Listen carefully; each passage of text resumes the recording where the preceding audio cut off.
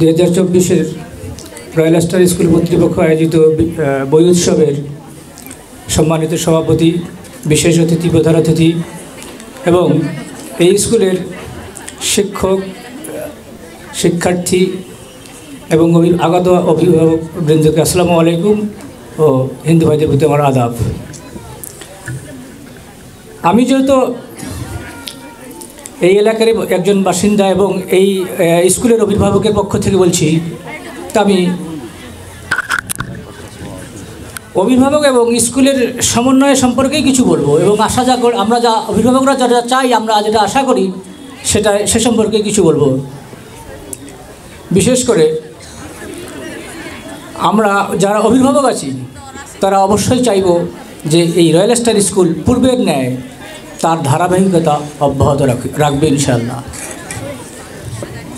আর যারা আমরা অভিভাবকরা আছি, যেহেতু এখানে আরও বক্তা আছে, সব আলোচনা করবেন, আমি অভিভাবকদের পক্ষ থেকে অভিভাবকদেরকে অনুরোধ করব,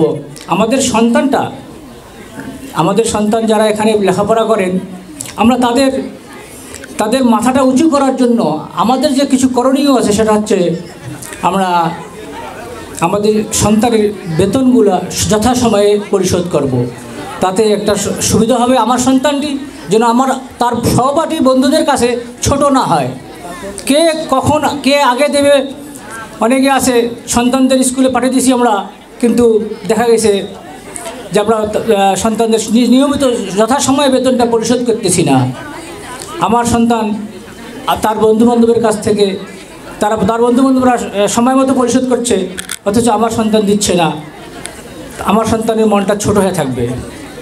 আমরা যেমন এই স্কুলের কাছ থেকে আশা করব আমার সন্তানদেরকে সুশিক্ষায় সুশিক্ষিত করে গড়ে তোলার জন্য, কর্তৃপক্ষ কিন্তু আশা করে এবং আমার সন্তানটিও আশা করে আমার বাবা যথাসময়ে বেতন পরিশোধ করে তার মাথাটা উঁচু করে দেয়, তার মানসিকতাটাকে বৃদ্ধি করার জন্য আমাদেরও কিছু কর্তব্য আছে, যেটা আমি যেহেতু অভিভাবকের পক্ষ থেকে আমি এখানে দুটো কথা বলতেছি, সেই হিসাবে আমি সমস্ত অভিভাবককে অনুরোধ করব, আমরা আমাদের সন্তানকে যথাসময়ে তাদের স্কুলের বেতন তাদের হাতে দিয়ে পরিশোধ করার মাধ্যমে তাদেরকে মানসিকভাবে প্রস্তুত রাখার জন্য আশা করি আমরা এই নিয়মগুলো মানব।